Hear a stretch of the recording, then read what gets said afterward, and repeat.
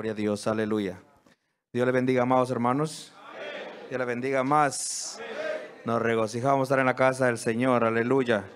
Así los invito a que abran las Sagradas Escrituras en el libro de los Salmos, en el capítulo 23. Bien, leemos honrando al Padre, al Hijo y al Espíritu Santo. Y dice así: Jehová es mi pastor, nada me faltará. El Salmo 23, ¿verdad? Es muy leído por nosotros los cristianos, y aún, ¿verdad? Aquellos que no le sirven al Señor a veces tienen este capítulo, a veces ahí pegado en la pared. Pero lo importante no es, ¿verdad?, simplemente que esté por ahí colgado en una pared, sino saber, ¿verdad?, y entender verdaderamente lo que significa que Jehová sea nuestro pastor, ¿verdad? Y el Señor ha puesto este tema: nada me faltará. La pregunta es, ¿de verdad no le hace falta nada? ¿Le hace falta algo a usted, o usted está consciente de que no le falta nada? Verdaderamente, cuando creemos que Jehová es nuestro pastor, no nos hace falta la salud. ¿Sabe por qué? Porque podemos decir lo que dijo el apóstol Pablo: para mí el vivir es Cristo y el morir es ganancia. Pero cuando entendemos verdaderamente que Él es nuestro pastor, y verdaderamente cuando Él es nuestro pastor, porque el que Jehová sea nuestro pastor no es simplemente, ¿verdad?, de leerlo, de recitarlo o de tenerlo pegado, ¿verdad?, como adorno en la sala de nuestra casa, sino verdaderamente que Él sea nuestro pastor. ¿Y qué es un pastor?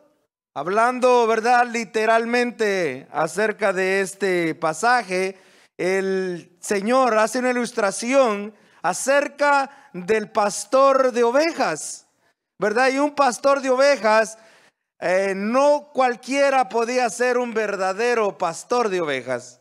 Tenía que tener mucho amor hacia aquellas ovejas que estaba cuidando. Por esa razón, ¿sabe una cosa?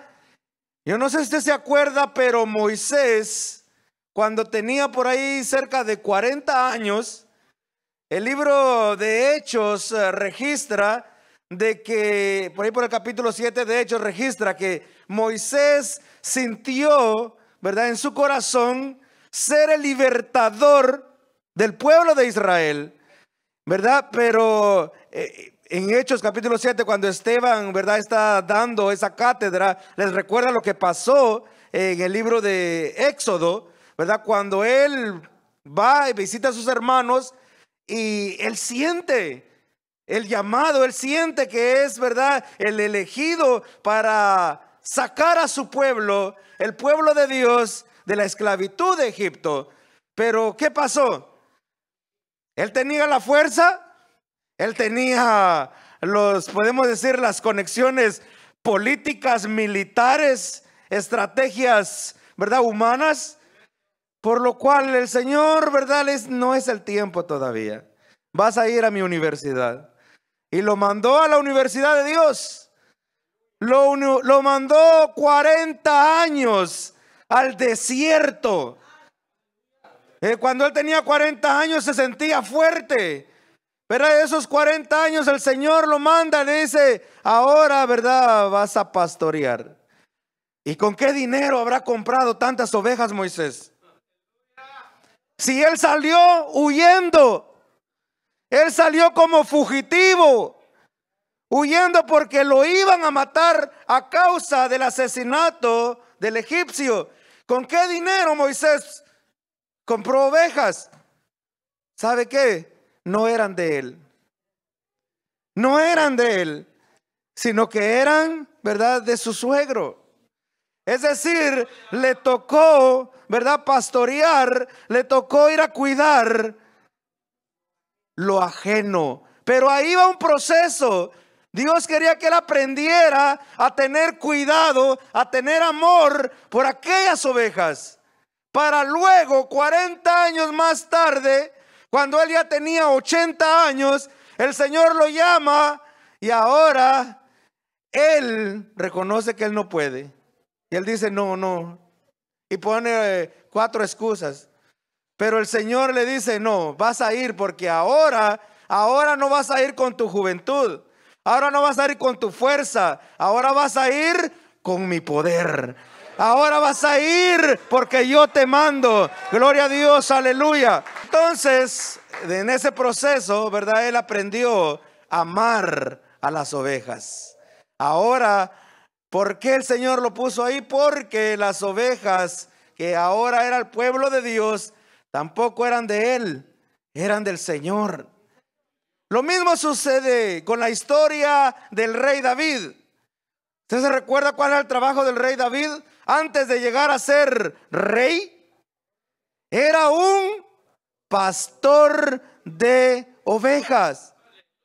Y la Biblia registra, ¿verdad? Cuando allá él quiere enfrentarse al filisteo, por el capítulo 14 de Primera de Samuel, David, ¿verdad? Le pide al rey que lo deje ir a pelear.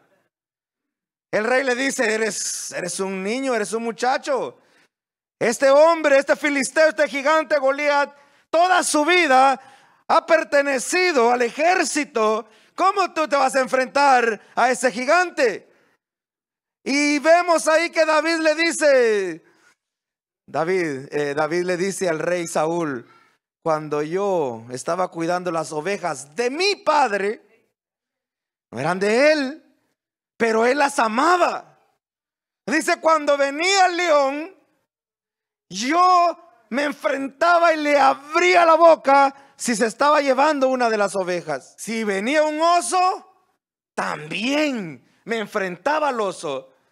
Fuera oso, fuera león, yo me enfrentaba a ellos. ¿Sabe por qué? Porque el poder de Dios estaba con aquel pastor, con aquel joven que amaba a aquellas ovejas, pero amaba sobre todo a Dios. David, vemos entonces como pastor, él amaba las ovejas. Y aquí vemos un claro ejemplo de ese amor cuando dice, Jehová es mi pastor. ¿Qué le faltará verdaderamente a una oveja cuando tiene un verdadero pastor?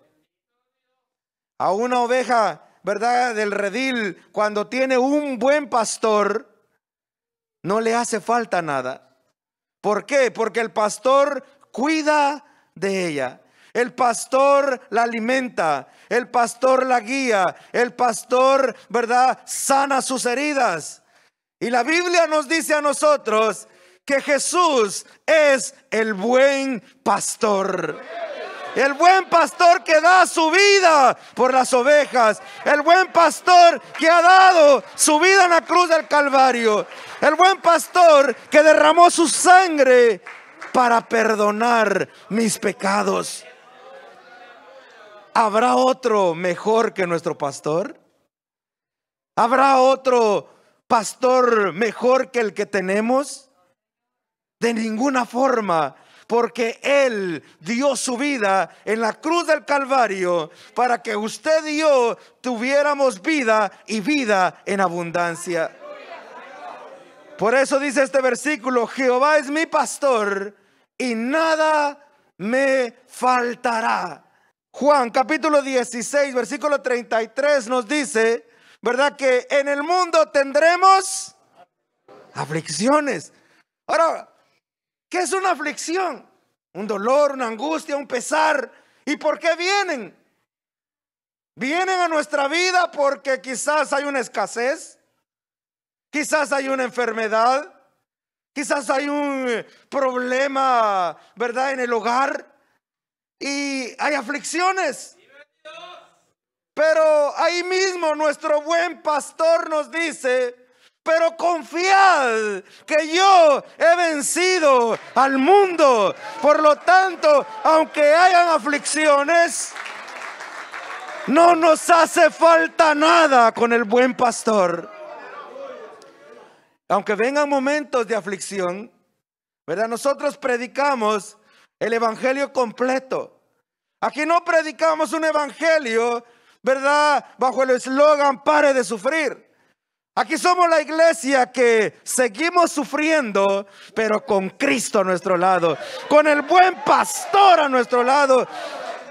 Ese buen pastor que ha dado su vida en la cruz por cada uno de nosotros. Gloria a Dios. Así que vemos que aunque en el mundo hayan aflicciones, y usted y yo estamos en el mundo, Jesús en su oración dijo: Padre, ¿verdad?, no te pido que los quites del mundo, sino que los guardes en el mundo. Es decir, estamos en este planeta, estamos viviendo todavía en este mundo y vendrán aflicciones a nuestra vida.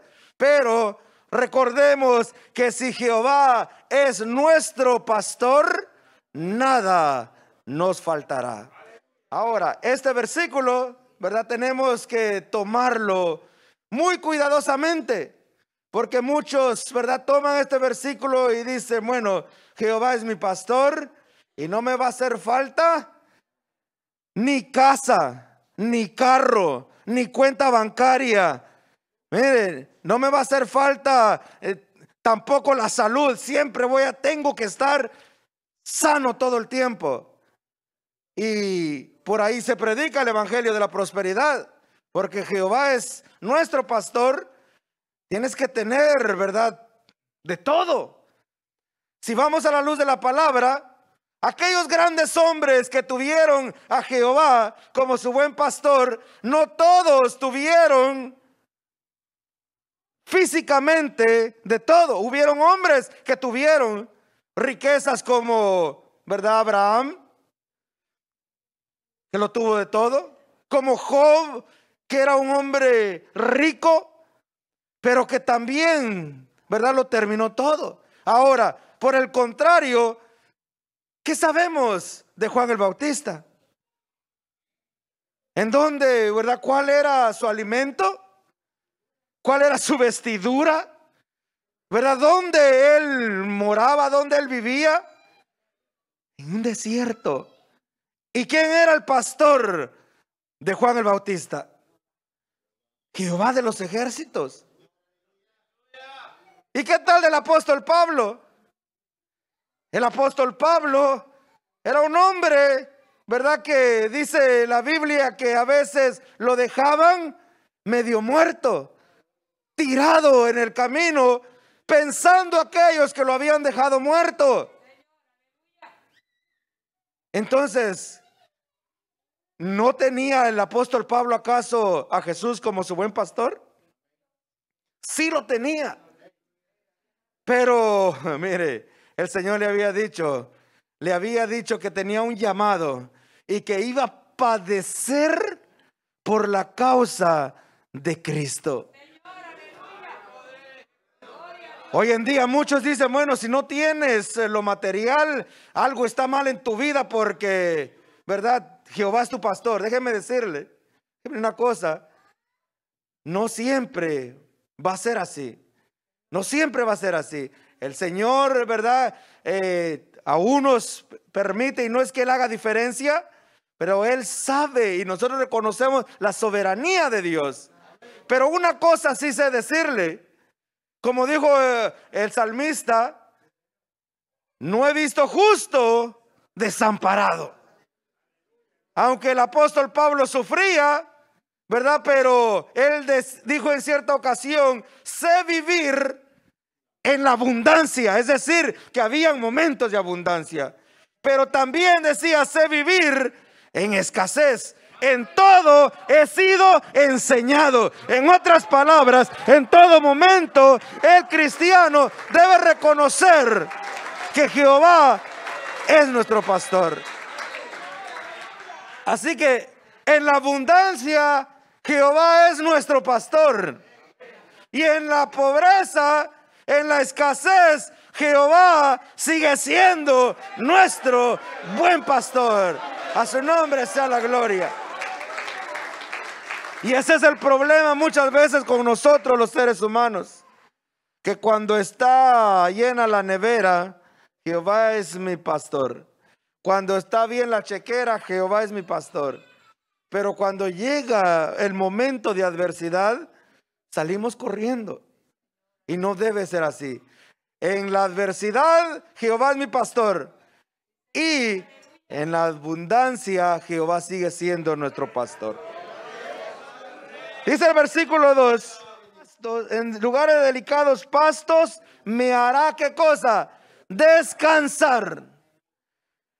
Usted y yo pertenecemos a todo, ¿verdad? A todo el mundo que vive sin descanso. Sin descanso. Usted y yo pertenecimos también a ese grupo. Y por eso el Señor Jesús en Mateo capítulo 11, versículo 28 dice: venid a mí, los que estáis trabajados y cargados, y yo os haré descansar. Os haré descansar. Esto es muy importante, amado hermano, porque con Jehová nada nos hace falta. Nosotros estábamos cansados. Usted y yo reconocemos que vivimos en un mundo donde estuvimos cansados. ¿Cansados de qué? Cansados de andar cargando el pecado en nuestros hombros. Cansados, quizás muchos de nosotros cansados de tratar de agradar a Dios con nuestras propias fuerzas, con nuestras propias obras. ¿Sabe que el libro de Hebreos, capítulo 3 y capítulo 4 hablan acerca del reposo de Dios y el descanso que hay en el Señor? También el libro de los Salmos, el capítulo 95, habla, ¿verdad? Es un pasaje paralelo a Hebreos que habla acerca de aquellos que irritaron a Dios, que provocaron a Dios.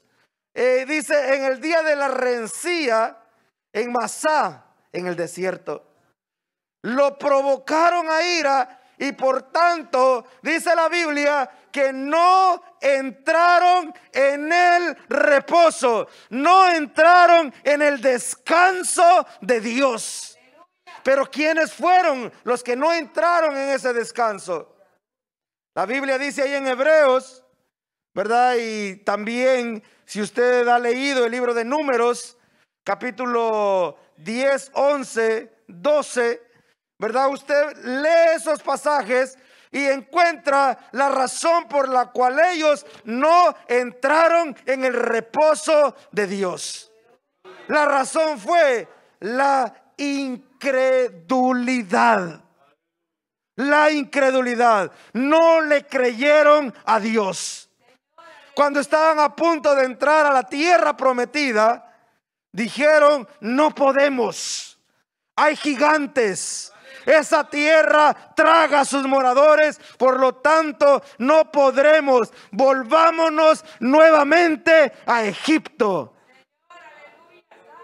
Aunque hubieron dos personajes, Josué y Caleb, que dijeron: podemos, en el nombre del Señor podemos.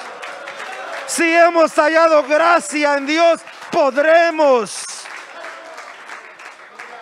Lamentablemente, la mayoría se inclinó a lo negativo.